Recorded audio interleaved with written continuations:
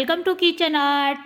Friends, આજે આપણે દિવસમાં 3 વાર ખાવાનું મન થાય તેવું લાલ મરચાંનું અથાણું બનાવતા શીખીશું. અત્યારે બજારમાં લાલ મરચાં ખૂબ જ બહોળા પ્રમાણમાં આવી રહ્યા છે અને તેમાંથી બનાવેલા અથાણાને તમે લાંબો સમય માટે સ્ટોર પણ કરી શકો છો. ખૂબ જ સહેલી રીતથી આ અથાણું બનીને રેડી થાય છે. ભાખરી હોય, રોટલી હોય કે શાક હોય, તેના સાથે આ અથાણું ખાવાની ખૂબ જ મજા પડી જાય છે. તો ચાલો હવે આપણે રેસીપી શરૂ કરીશું. રેસીપી સારી લાગે તો લાઈક અને શેર કરજો. અને જો તમે મારી ચેનલ ઉપર નવા હોય અને મારી ચેનલને હજુ સબસ્ક્રાઈબ ન કરેલ હોય તો સબસ્ક્રાઈબ કરી બાજુનું બેલ બટન દબાવવાનું ભૂલશો નહીં, જેથી કરીને તમને મારા નવા વિડીયોનું નોટિફિકેશન મળતું રહે. લાલ મરચાંનું અથાણું બનાવવા માટે અહીંયા આપણે ફ્રેશ મરચાં લેશું. અહીંયા મેં 250 ગ્રામ જેટલા લાલ મરચાં લીધેલા છે. તેને સારી રીતે ધોઈ લીધા છે અને લાલ મરચાંને ધોયા પછી તેને એકદમ સારી રીતે કોરા કરી લેવાના. આ રીતે કોટનના કપડાથી તેને 2 વાર સારી રીતે લૂછી અને પછી આપણે પ્લેટને થોડીક વાર માટે તડકે રાખી દેશું. 5 મિનિટ તમે તડકે રાખી દેશો એટલે મરચાં છે એ એકદમ કોરા થઈ જશે. તો પાણીનો બિલકુલ ભાગ ન રહે તે રીતે આપણે તેને કોરા કરી લેવાના છે. હવે આ મરચાંને આપણે ચાકુથી આ રીતે કટ કરી લેશું. ગોળ ગોળ શેપમાં તેને કટ કરી લેશું. ફ્રેન્ડ્સ, બજારમાં 2 પ્રકારના લાલ મરચાં આવે છે. તમારે જે લાલ મરચાં મળે તે લાલ મરચાંમાંથી આ અથાણું બનાવી શકો છો અને લાલ મરચાં ન મળતા હોય તો તમે લીલા મરચાંમાંથી પણ આ અથાણું બનાવી શકો છો. તો બસ બધા મરચાંને હવે આપણે આ રીતે રાઉન્ડ શેપમાં કટ કરી લેશું. અને જો તમારે ચાકુનો ઉપયોગ ન કરવો હોય તો કાતરની મદદથી પણ આ મરચાંને કટ કરી શકો છો. તો અહીંયા આપણા બધા મરચાં કટ થઈ ગયા છે. હવે તેને આપણે એક કાચના વાસણમાં લઈ લેશું. અહીંયા તમે કાચનો બાઉલ અથવા તો પછી કાચની બરણીનો ઉપયોગ કરી શકો છો. બંનેમાંથી કોઈ પણ એક વસ્તુનો તમારે ઉપયોગ કરવાનો. તો હું અત્યારે કાચની બરણીમાં આ મરચાં એડ કરી રહી છું. કાચની બરણીમાં મરચાંને આ રીતે એડ કર્યા પછી હવે તેમાં આપણે લીંબુનો રસ એડ કરશું. તો અહીંયા આપણે ટોટલ 2 લીંબુ લેશું અને 2 લીંબુના રસને તેમાં એડ કરી દઈશું. કાચની બરણી સારી રીતે ધોયેલી અને તડકે તપાવેલી હોવી જોઈએ તે વાતનું ખાસ ધ્યાન રાખવાનું. તો જ અથાણું છે એ લાંબો સમય માટે સ્ટોર કરી શકો છો. ટોટલ 2 લીંબુનો રસ આમાં એડ કરીશું અને પછી તેમાં 1 ચમચી અથવા તો 2 ચમચી જેટલું તમારે મીઠું એડ કરી દેવાનું. કાચની બરણીને આ રીતે બંધ કરી દેશું ઢાંકણાથી અને તેને સારી રીતે આ રીતે શેક કરી લેશું, એટલે કે હલાવી લેશું, જેથી કરીને લીંબુનો રસ અને મીઠું સારી રીતે મરચાં સાથે મિક્સ થઈ જાય. હવે તેને આખો દિવસ માટે આ રીતે રાખી દેશું. તડકે રાખો તો પણ ચાલે, પણ 24 કલાક માટે તેને આ રીતે રેસ્ટ આપીશું. 24 કલાક થઈ ગઈ છે. હવે આપણે મરચાંને કાચની બરણીમાંથી કાઢી લેશું. તો વાટકા ઉપર આપણે આ રીતે મોટી ગરણી રાખશું અને તેમાં મરચાં કાઢી લેશું. પછી તેને કાચના બાઉલમાં લઈ લેશું. તો ફ્રેન્ડ્સ, એક દિવસ પછી આપણા મરચાં સરસ પલળી ગયા છે અને તેનો કલર પણ ડાર્ક થઈ ગયો છે. હવે ગેસની ફ્લેમ ચાલુ કરીશું અને એક કડાઈમાં તેનો મસાલો બનાવીશું.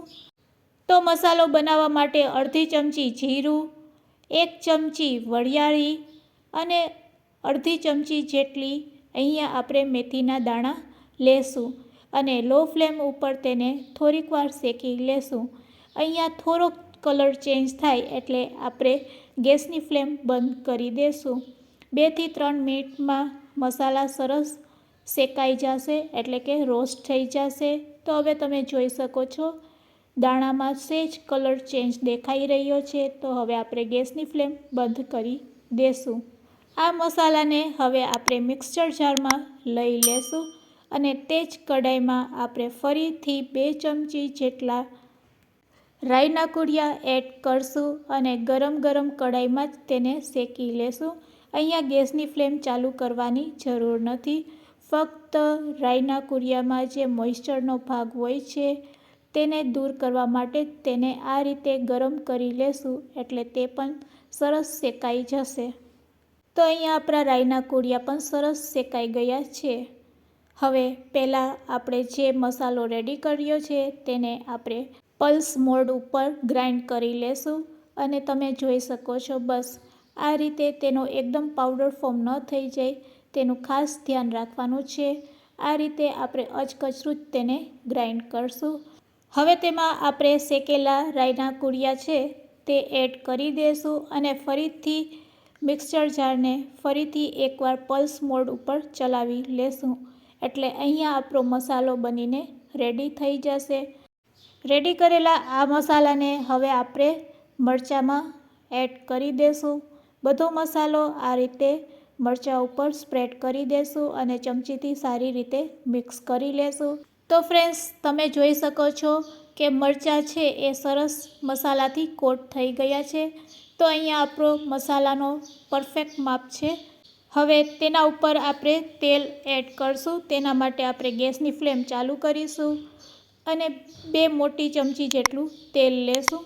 પહેલાં તેલને સારી રીતે ગરમ થવા દેશું અને તેલ ગરમ થઈ જાય એટલે ગેસની ફ્લેમ બંધ કરી દેશું. તો તેલ સારું એવું ગરમ થઈ ગયું છે અને તેને ઠંડુ કરી લેશું. આ રીતે હાથેથી ચેક કરી લેવાનું.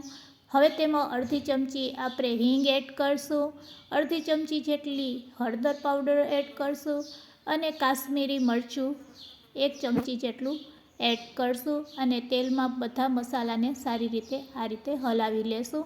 બસ હવે તેલને આપણે 15 મિનિટ માટે આ રીતે જ રહેવા દેશું અને પછી આ તેલને આપણે મરચાંમાં એડ કરી દેશું.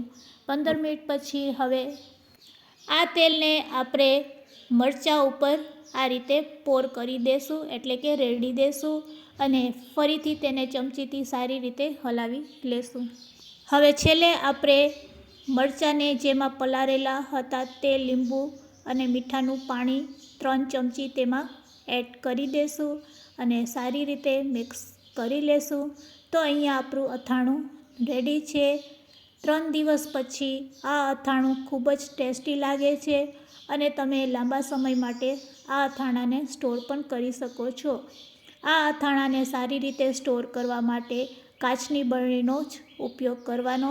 કાચની બરણીને સારી રીતે ધોઈ લેવાની અને કોરી કરી લેવાની. કાચની બરણીને સારી રીતે તરકે તપાવી લેવાની અને પછી તેમાં તમે અથાણું ભરશો તો 1 વર્ષ માટે આ અથાણું બિલકુલ ખરાબ થતું નથી.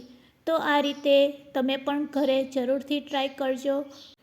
થેપલા, પરાઠા, રોટલી બધા સાથે આ અથાણું ખાવામાં ખૂબ જ ટેસ્ટી લાગે છે.